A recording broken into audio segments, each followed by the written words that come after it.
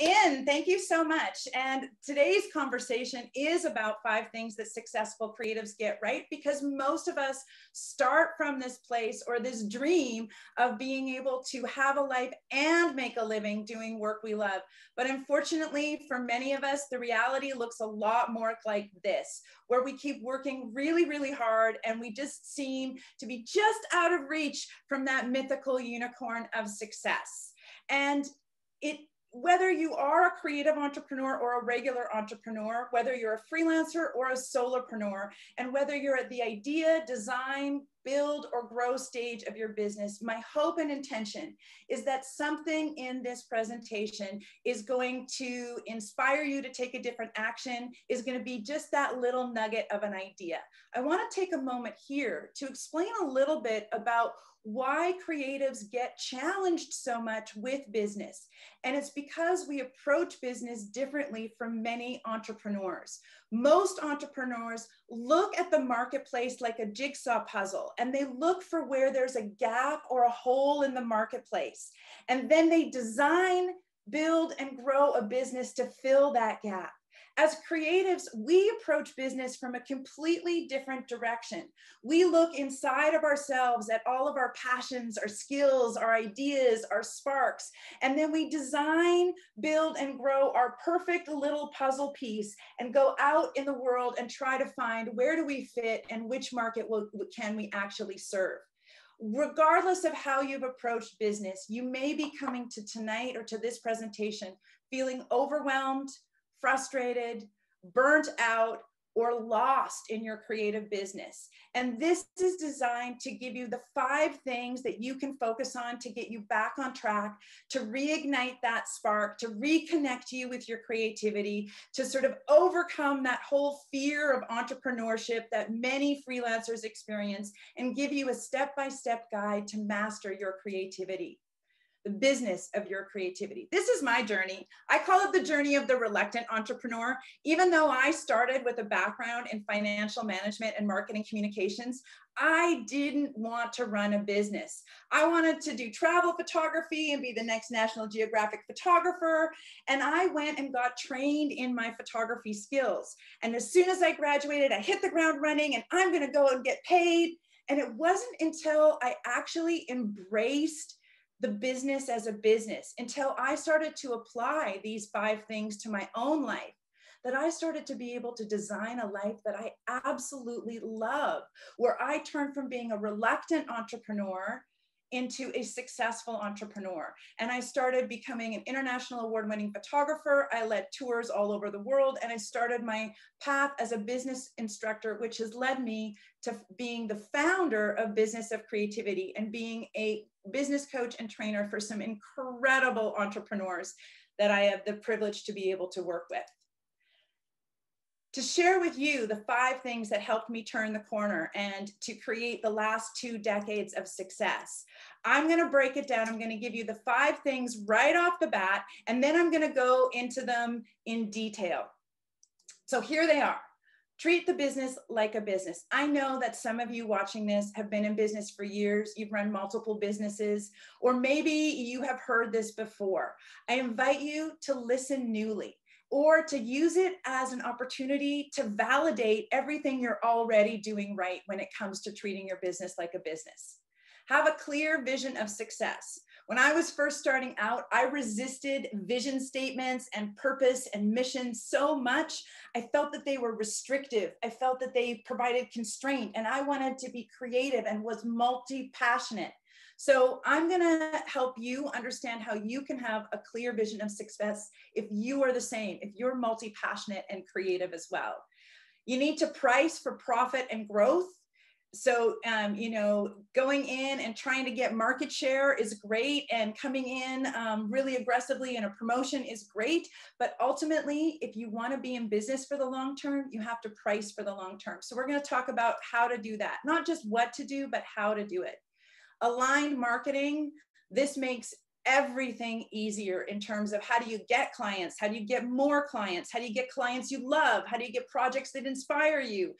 This is the key, having aligned marketing. And then finally, having structure and support for your business. So we're going to kick it right off at the very beginning, back to basics, things that you guys probably know, but maybe they're just an opportunity for you to tweak or adjust. I'm going to go through these fairly quickly because they are kind of foundational. Separate your personal from business, pay attention to the numbers, pay yourself a salary, follow the rules of the law. And in my opinion, the most important one, and the place I'm going to spend some time, and I'm even going to give you an opportunity to do a little exercise with, is about managing your personal resources. This is how we get out of the overwhelm. This is how we get out of burnout. This is how we reconnect to passion and create boundaries for living our full life. So the basics, you guys know this already, but if you don't, please make sure that you have separated at least your bank accounts, that you have a separate bank account for your personal stuff and a separate bank account for business. It sounds really basic, but it will start to make all the difference in how you think and approach your business, and also in how you do some of the other steps later on.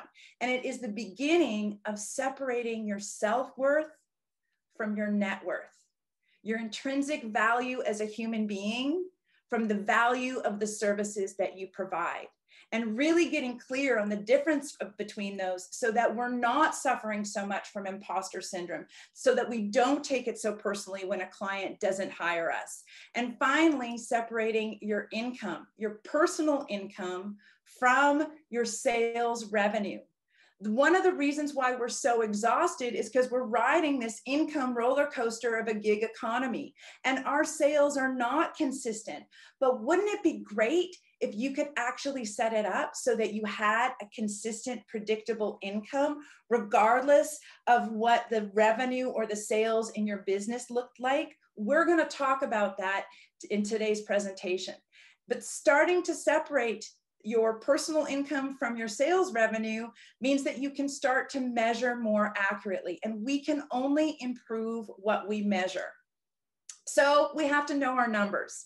And gang, I come from the financial accounting background, so I intrinsically love numbers. And secretly, one of my missions in life is to make everybody in the world love numbers. I want to help you guys fall in love with them.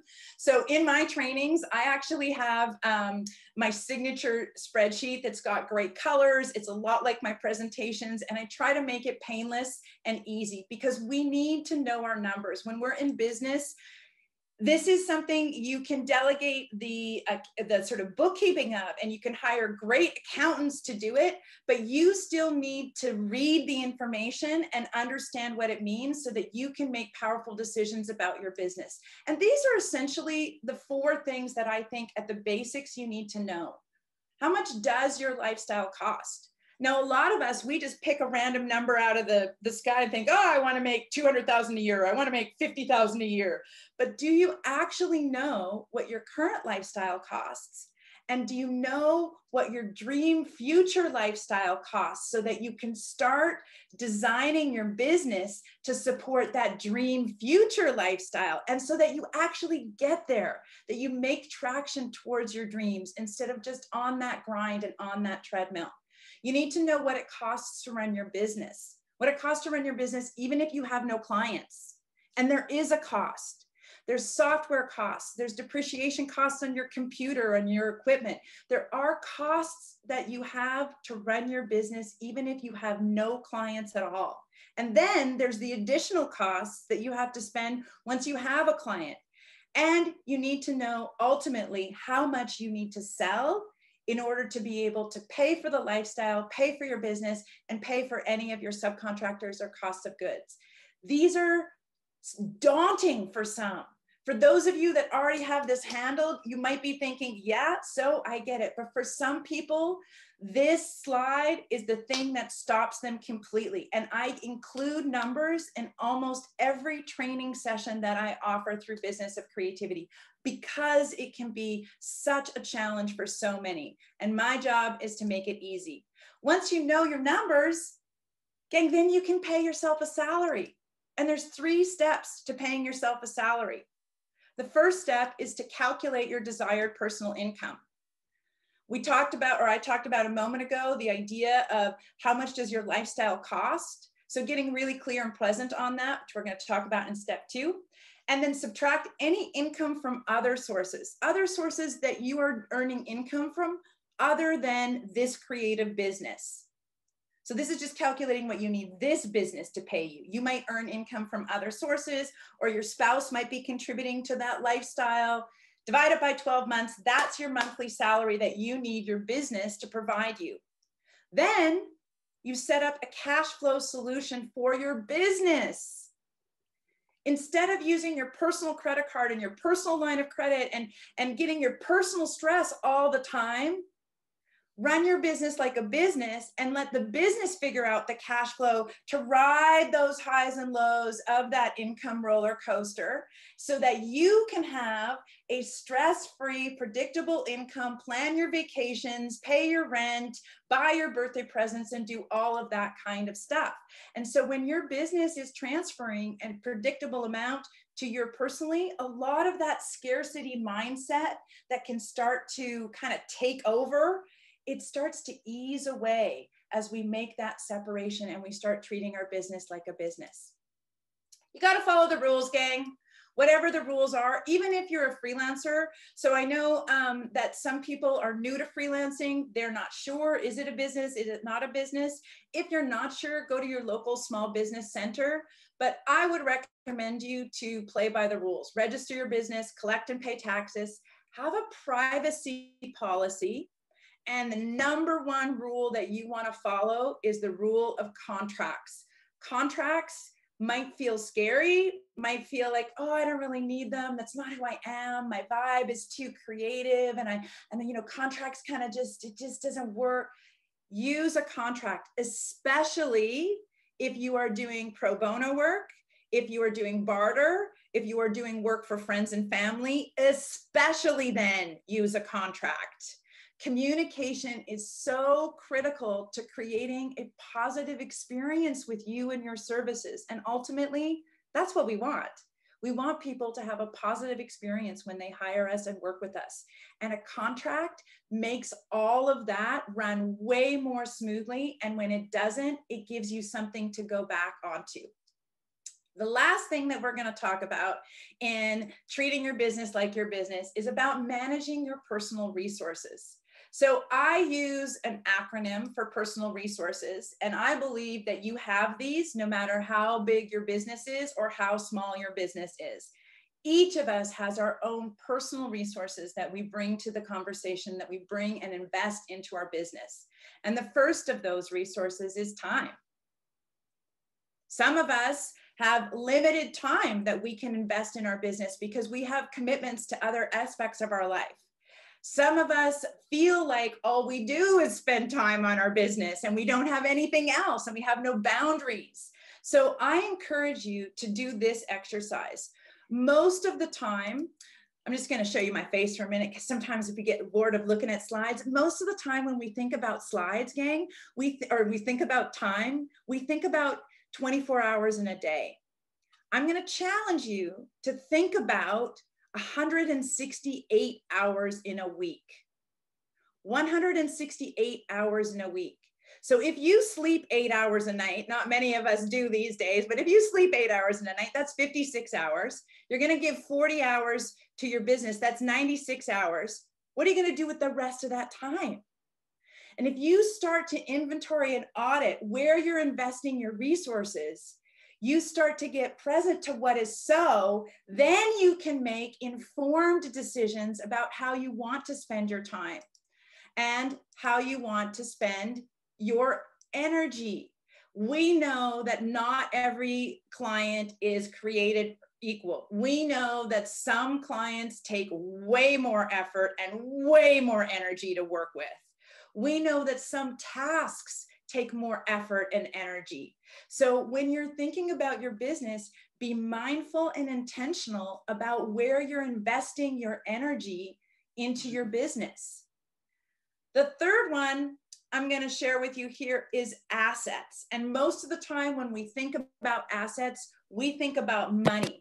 But you have so many other assets available to you.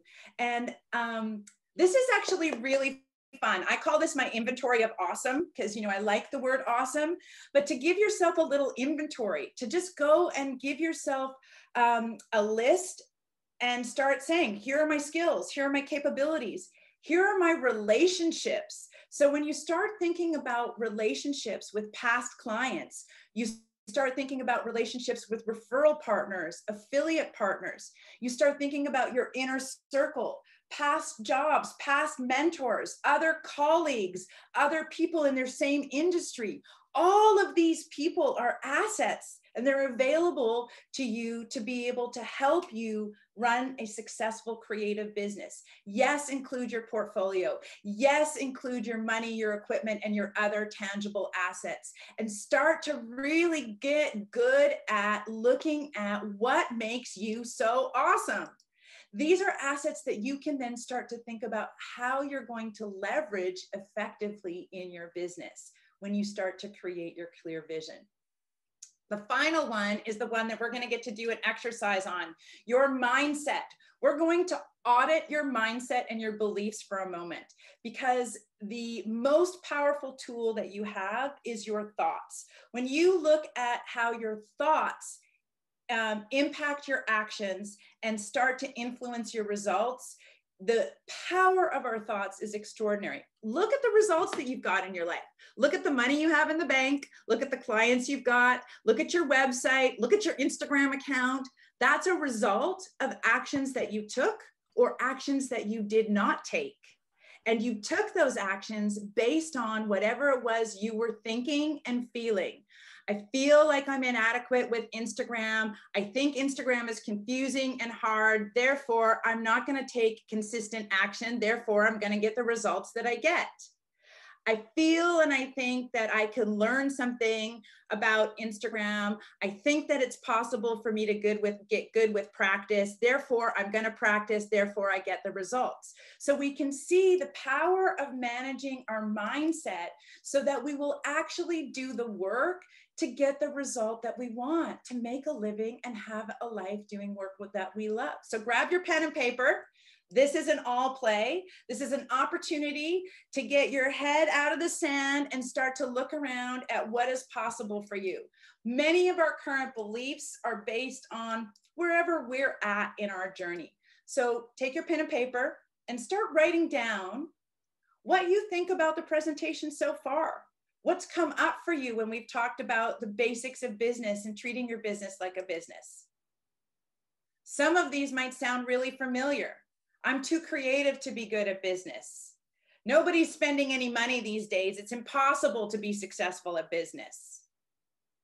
So whatever you have written down, the next step in that is to transform these into progressive statements. So by the way, ostriches, once they get their heads out of the sand, they can run really, really fast. But I didn't want to get a fast graphic here because they would be too distracting. So I had to slow-mo my ostrich roll. Here you go. So the first step is write down your beliefs. You've already done that. The second step is to rewrite your belief using words like, I am in the process of, I am making progress with. In the past, up until now, I believed that it was impossible for creatives to make money. I'm in the process of learning how it's possible for creatives to make money. There is a free resource available for you. If you go to my website under resources, it's there, specifically progressive statements. If you want that, that resource is available to you.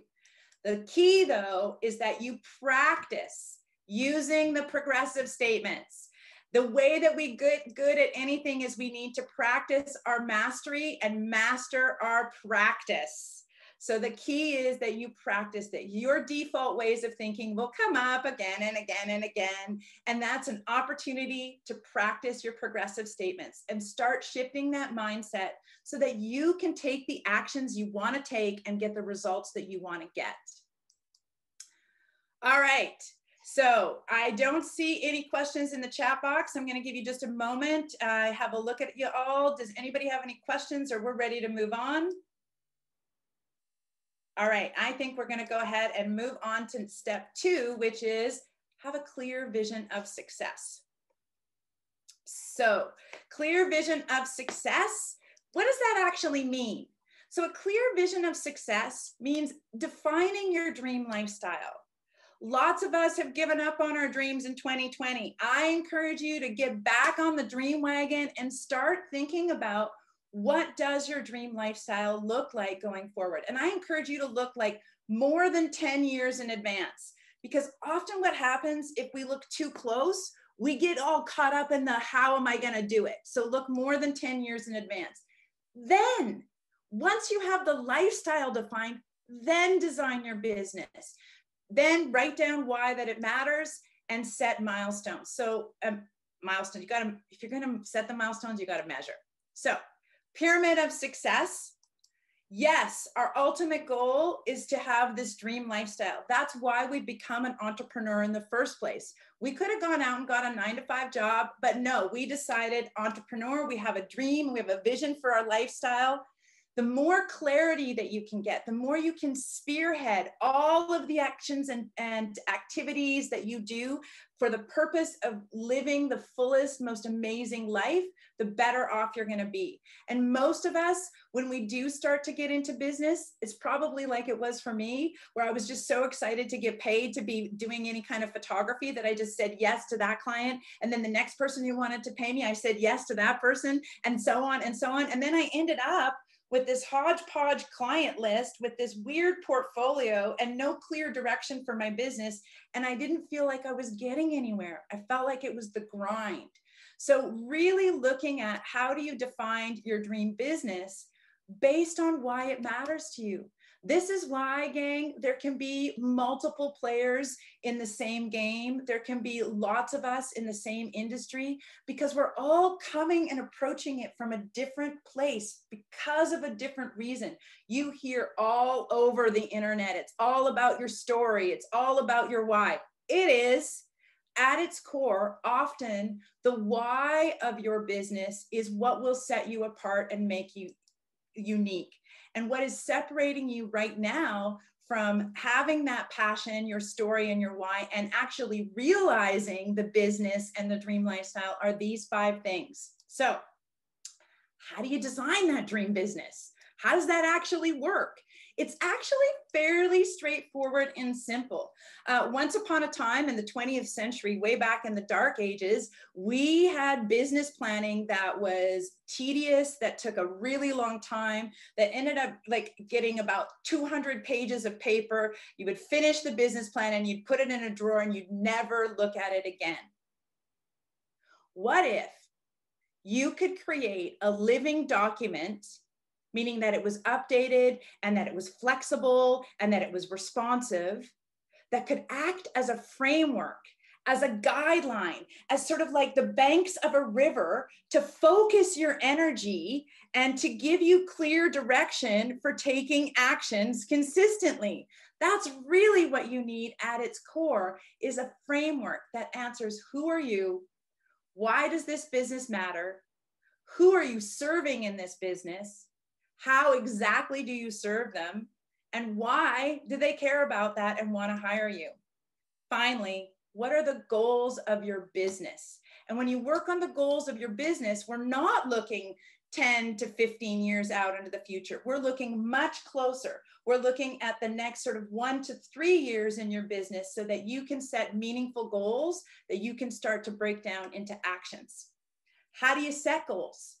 Well, there's a couple of different ways you can set goals. You can set goals with numbers. Lots of people have heard of SMART goals: specific, measurable, achievable, reasonable, and timely. I think those are. Somebody else put it in the chat if I got them wrong. You can set goals based on fulfillment. You can set goals based on impact and the difference that you make to others through your work or through the services that you provide to specific clients. So when you're setting goals, it doesn't always have to be on income or profit or return on investment. It can also be on meaning, creativity, self-expression, and values. It can be about choosing to work with the kinds of clients who are doing the thing in the world that you want to be a part of, that you want to support with your creative services. So you can set goals for the kinds of clients that you want to work with. You can set goals for the kinds of projects that are going to add that spark and reconnect you to that creative self-expression, as well as looking at sales, income, profit, growth, followers, etc. So any questions about treat the business as a business? Thank you, Lynn. All right. How about any questions about have a clear vision of success? Excellent. So let's get to pricing for profit. This is a place where so many creatives get stuck or stumbling that we have no idea how to price. And a lot of it is because we get so many different messages about how to price and what we should charge and how to calculate it and what we have to pay attention to. And it can be incredibly overwhelming, and it can be like just going to put your head in the sand and not deal with it. So here's what I think is important to think about when you are pricing for profit and growth. It's not the only things to think about, but I'm trying to simplify things by eliminating the stuff that doesn't really impact successful businesses as much, or it's not as general. So these are the things that I think. First of all, design your offers with intention. Know your numbers. That's way back in the beginning of the slide. Know your numbers. You can't get away from it. Price for the project, not by the hour. Be strategic. So, what are you actually charging for? When you design your offers with intention, you do think about what you include, but you also think about why you include it.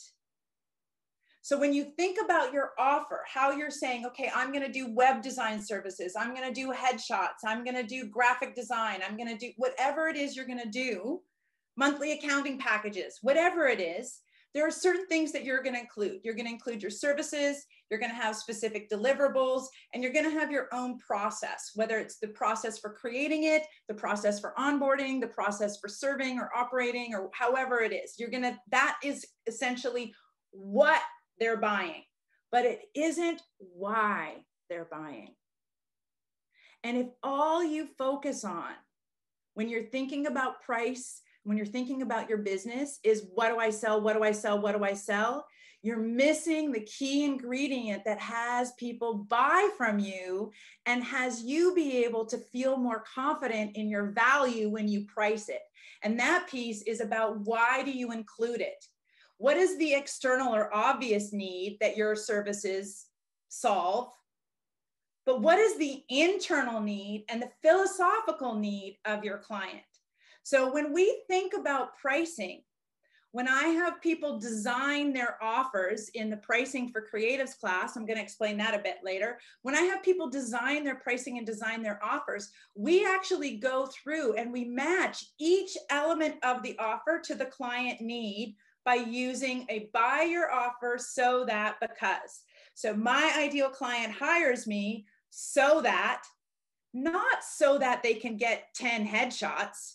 It's so that they have 10 different images to choose from when they're establishing their personal brand on Instagram because they want variety and they want to be seen as this great prestigious person and all of this extra stuff.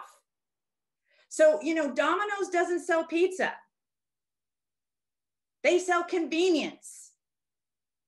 So really thinking about you're not selling what you think you're selling, so you're not pricing for what you think you're pricing for. And starting to think instead, what am I actually delivering them and what is that worth? So when we start looking at that, there are a couple of different pricing models that I recommend. The one I do not necessarily recommend that you use to price to your clients, but is still important to know, not how I would price to my clients, but I still want to know this number, is I want to understand how much per hour. But here's the deal. If I charge by the hour, my client pays more the longer it takes. Instead of paying more for a rush job, if I decide to take 15 hours doing it, they have to pay more money than if I only took 10. The client will often try to squeeze extra things into that hour, or they hire you for 4 days or a half day and they try to squeeze all these, and then scope creep gets so big that it bursts the bubble and you can't get everything done. And then you have disappointed clients, which is not what our intention is with our business. Often, if you charge by the hour, you have to do a lot of justification and explaining of why it takes so long and why this takes an hour and why this takes half an hour. And you can get away from the difference that you make and the value you provide. And you might earn less money the faster you get. So if last year you could do a web design in 10 hours and this year you can do a web design in 8 hours, that means this year you'd make less money for the same job because you're better at it. That doesn't make any sense at all. Instead, if you charge by the project, the client pays the same amount of money for the project, regardless of how long it takes you. I mean, they have their deadline, but they don't care if it took you 10 hours to meet that deadline or 15 hours to meet that deadline. The value of the project to the client is the same. And the client stays focused on the value, and it's a lot easier to say, no, this was the boundary and scope of the project for this amount. If you want me to add extra stuff, that's a scope creep, because you become very clear on what the project is in order to be able to price effectively. You don't usually have to justify your time because the client doesn't know how much time it takes you. It's none of their business. And so often you can start earning more money without raising your prices, without selling more stuff, just by becoming more efficient at your creative skill, which is awesome. All right, here are some pricing strategies. So pricing models are how do you design your pricing. Pricing strategies are how do you leverage your pricing in the marketplace. And so these are some pricing strategies to consider that many of us haven't even considered, that our price impacts our marketing, that our price should be set with an intention for a goal or an outcome. And these are just sort of 5 different kinds of pricing strategies that I go through in our Pricing for Creatives Masterclass, but I wanted to give them to you right now just to consider as part of the conversation, that not all prices are just based on time plus cost plus some kind of mysterious intellectual property or usage fee, that there is a way to calculate it. All right, I do see that there is a question here. So the question is, let me just get my little thing here.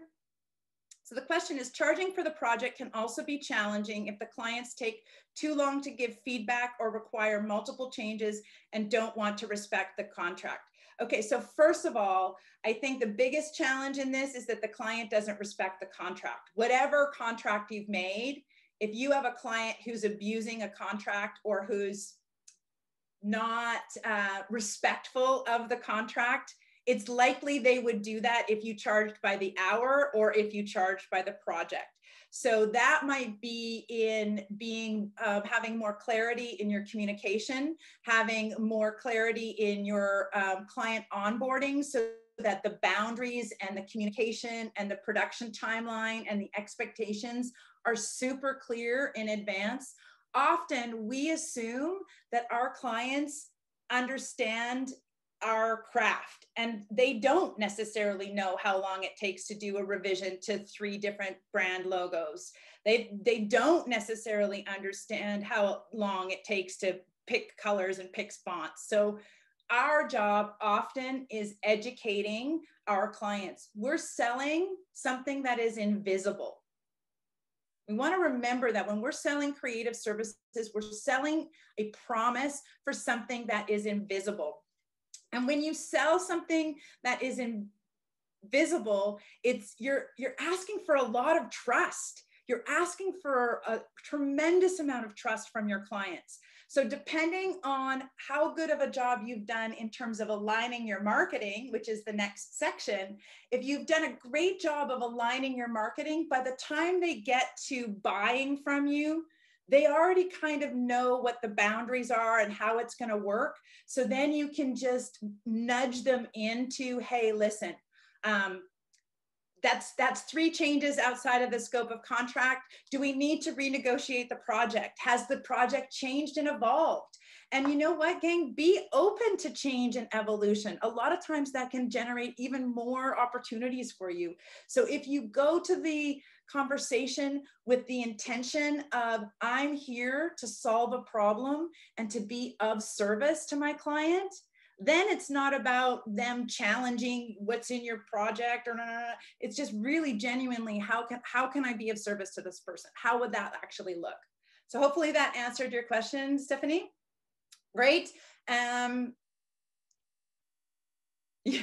Excellent. So we're going to get back to the content. Excellent. Next is aligning your marketing. So I've talked about alignment a lot because alignment is something that's really important to me. I just see that there's a couple more chats, so I'm just going to check here before we go through. Yeah, I'm going to go back, get those questions for you. All right. So pricing, about pricing, how can we be flexible and fair to our clients at the same time? Saying no is easier than yes. Money is so important, but making connections are important too, especially for startups. Can you mention a strategy to follow when we discuss budgeting and money for clients, especially clients with low budget? Okay. I do have a suggestion. So here's my suggestion, and I would approach it using value-based pricing questions. So if you need to Google value-based pricing questions, look for the future with no E, and also look for Blair Ains, I don't know how to say his last name. So pricing, value-based pricing goes like this. Hey, client, you have a project? Client says, yeah, I have a project. And they tell you about the project and you say, oh, awesome project. What kind of a difference do you think that project is going to make for your business? And then they tell you about the difference that the project is going to make for their business and how that's going to make their life so awesome. And you say, oh, that is amazing. What do you think that kind of an impact and change is worth? Like, what is the value of that change to your business? And they say, wow, you know, I think that could probably increase my business by about $10,000. Or if they say, you know what, without your help, I don't think that I could even have a business. And you say, okay, what would it be worth to you to get that result? And then they give you a number. And often that number is way higher than if you just asked what the budget was. And so once they tell you the budget, you can either stick with that budget and say, okay, for that budget, I can do this, but I can't do that thing that you asked me. Or for that, you can say, I'm sorry, for that budget, I can't get you those results that you want. I'm going to have to refer you out. I think it's this. I think it's ENNS is Blair's last name. He wrote a book called Win Without Pitching is the name of his book. Win Without Pitching. It's a manifesto. All right. And then what about putting together project proposals that detail the stages of the project, idea, i.e. deadlines for each phase and payment dates at the beginning of each said phase? Yeah. Awesome. So your revenue collection strategy is also part of your pricing. So whether you collect a payment up front, which I would recommend if you're having trouble collecting payment in full from your clients, what I would suggest to you is that you get a retainer. A retainer is different than a deposit. You'll have to check the legalese with wherever you are in the world, but often a retainer is not refundable. A deposit is refundable. So you would want to get some payment in advance. And then, yeah, absolutely. So many businesses right now have money, but they're cash flow sensitive. So they don't want to spend big chunks all at once. So maybe your offer is brilliant. Your price is perfectly great for your business model and strategy. And the only thing you need to adjust is that instead of getting it all payment all at once, you may just adjust your revenue collection strategy and have it be collected at certain phases. And what I would suggest is that you have really specific outcomes and measurable goals for each phase so that it's really clear that you've reached the end of that phase. Awesome. Okay, so I think we got that. We'll go now into how to align your marketing. So aligning your marketing is about aligning with your ideal client. And at the beginning of this presentation, I talked about the difference between a creative entrepreneur and a regular entrepreneur. And most regular entrepreneurs are already looking out in the marketplace at their ideal client, at their target market, at the needs and wants of their market. Most creatives, we look inward and we forget that actually our business is more about them than it is about us.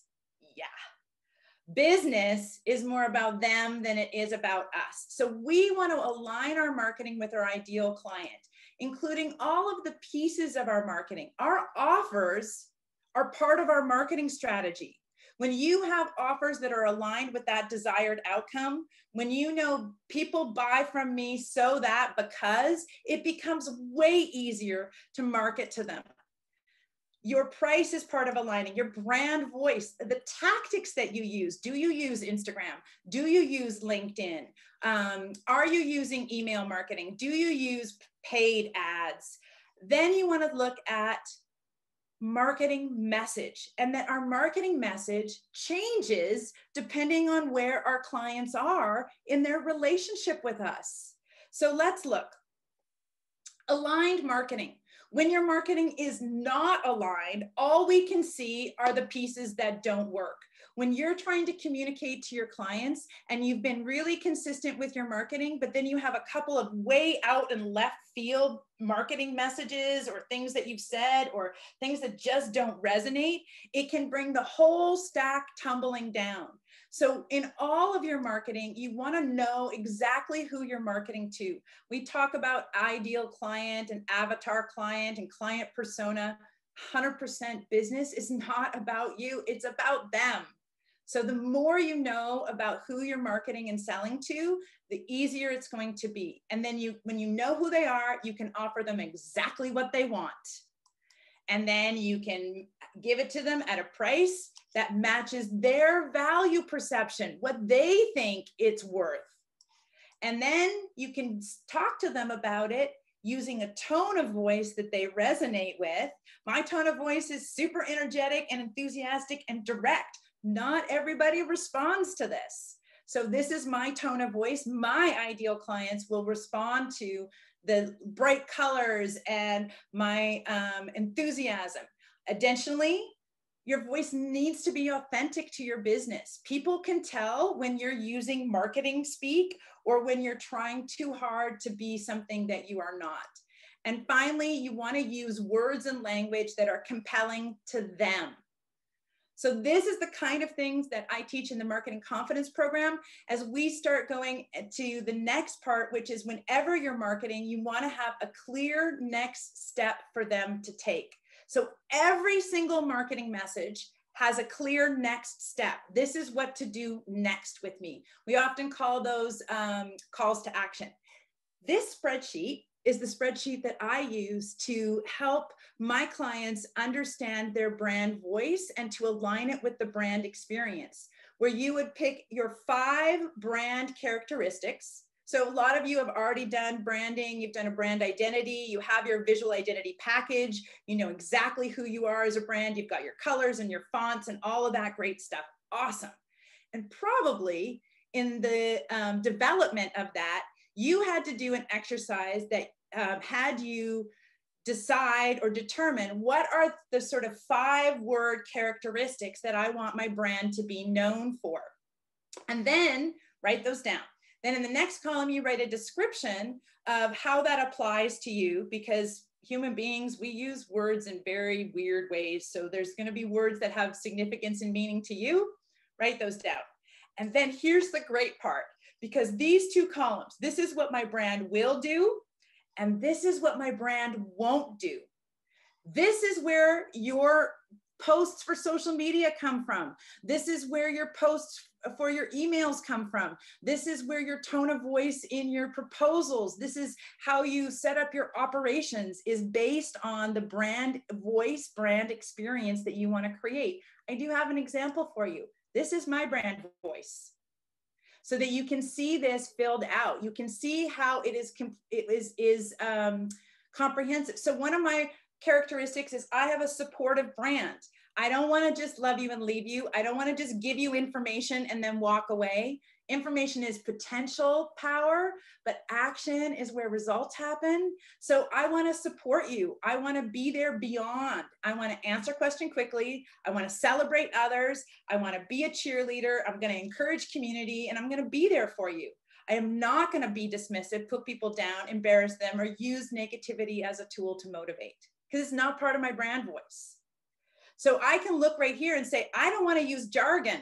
So I have to think really hard. How can I take business language and make it more accessible for creative thinkers? Because I don't want to use jargon. I don't want to do traditional stuff, and I don't want to recycle other people's content, because I want to be a creative, energetic, unique expert. So do this exercise for your own brand and see what can come from it in terms of discovering that this may be the key to unlocking what do I post on LinkedIn. All right.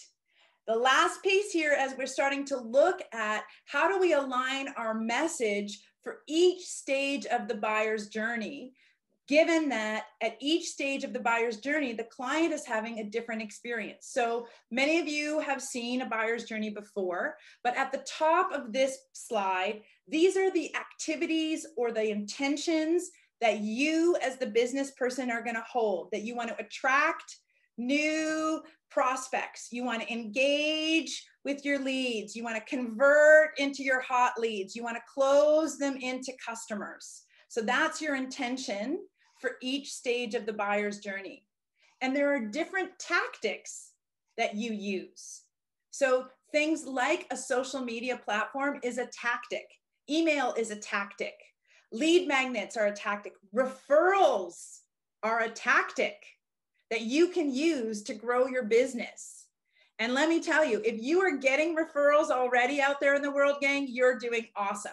And at each of those stages, you have down here on the bottom, your client who starts out as a prospect, but then you want them to do something, to have a specific next step to take.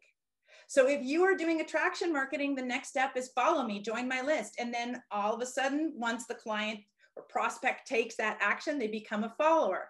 And then so on as they move through that buyer's journey, getting closer and closer to becoming a client. And your message at each stage would change and evolve in order to be able to move them in an effective way, so that by the time you go to sell to them, they're so ready. You've already qualified. You already know that they're the best one. So you're not having to send out 5 proposals and get 1 back. So you're not having to do 27 discovery calls and only booking 2. So that by the time you get to a sales conversation, you're having an incredibly powerful sales conversation. So gang, that's align your marketing. We have one more section left. I don't see any questions in the chat box. Oh, I do. I'm reading, Ryan, I'm reading your question. Definitely, if you break your contracts into different phases, you have a lot less of a big thing to fight for or fight about if something does go wrong, for sure. Does it mean you should do both discovery calls and sales calls? Some business models need that. For my business model specifically, I absolutely do a discovery call. Everyone who is watching this video and watching it live is getting an opportunity to have a call with me. And that is not a sales call. That is genuinely a discovery call. What are you up against? What do you need to do? And then I have a separate sales conversation because I like to keep the integrity. I don't know if you saw my brand voice, part of it is integrity. So I like to keep the integrity between them so that people don't feel pressured when they come to a discovery call. And I have way more of an opportunity to help people. And there are people that I say no to, that I don't want to work with, or that maybe I'm not the right fit for where they are in their journey. So I will decline them as a client and I'll refer refer them out. And that's why I have a great group of assets as other coaches, other photographers, other creatives that I can leverage. So gang, I know that a lot of this is going super quickly. We are at the last point. And the last point is to establish structure and support. So if this has gone whizzing by, do take advantage of Roger's generosity and watch it again. Again, YouTube, the Vancouver Business Network, and he will be sure to send out the email to everyone. But this one in particularly, we often just dismiss. So even though it's at the end of the presentation, it's still valuable and important. And as freelancers, solopreneurs, and most creatives, we tend to try to go it alone. And hence we wear all the hats and we feel all the pressure and we feel all the doom and gloom. And it's hard to get any outside perspective on what is actually happening.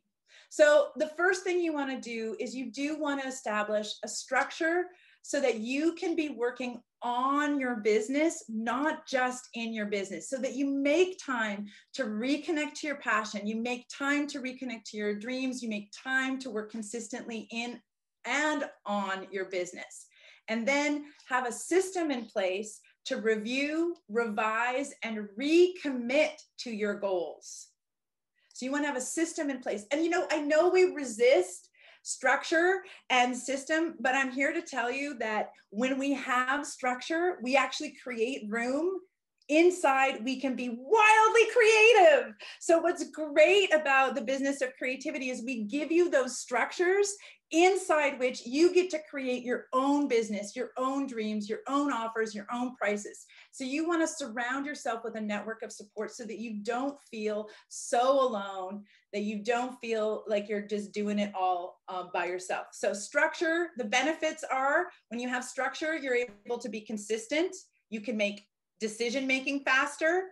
You can have room for innovation, and you can repeat your success. When you have support, you can actually go after bigger possibilities in the world because you are lifted up with the support of others. You can see bigger possibilities because of an outside perspective. I love my coach. I love the mastermind groups that I'm in because I get to see things about my business that I can't see by myself. You get faster results when you're supported, and you have a sense of well-being and belonging that's missing for many. Gang, when you have those elements, you cannot help but have your business thrive and have it rise up in terms of its success. And so that you can stop being the passionate, hardworking, creative entrepreneur chasing the mythical unicorn of success, and you can instead be living the dream of having, making a living and having a life doing work that you love. If this has been powerful for you, valuable for you, I encourage you to connect with me and let me know what resonated. But even more so, if something about this presentation came up for you that you thought, you know what, I need more on that piece. I need to understand more about my pricing. Maybe there's something I could tweak there. Maybe there's a piece about that marketing that I could do and I could understand better. I encourage you to reach out to me. It's not like cleaning your house where you have to like vacuum before the maid gets there, or hiring a trainer where you got to lose 30 pounds before you can go to the gym. There's nothing to do. There's nothing to prepare. All you need to do is to click that link, www.businessofcreativity.ca/clarity call, and book a time to get clear on your best next steps for your business. I can help you set up those clear goals, get focused on what actually matters, which of those 5 things you even need to pay attention to right now or first, and help you create a business breakthrough. And like I said earlier, this is a discovery call. This is not a sales call. It's there for you to discover how you can use those 5 things in your business right away. Thank you so much. Aura, that was one of the best presentations I have ever heard to entrepreneurs in general and specifically to creatives. Thank you so much. My guess is 20-ish% of the world are creatives. Mm-hmm. And they get the monikers starving artist and so on. And you've just presented them with a step-by-step guide as to how this doesn't have to be. Doesn't have to be that way. I am committed to bridging the gap between creativity and commerce. It is possible. You certainly have demonstrated that. On behalf of Vancouver Business Network, our guests, and those who are going to view your video, I just thank you so much for sharing this wisdom in a way that people can actually hear it and take action around it. Thank you so much for that feedback.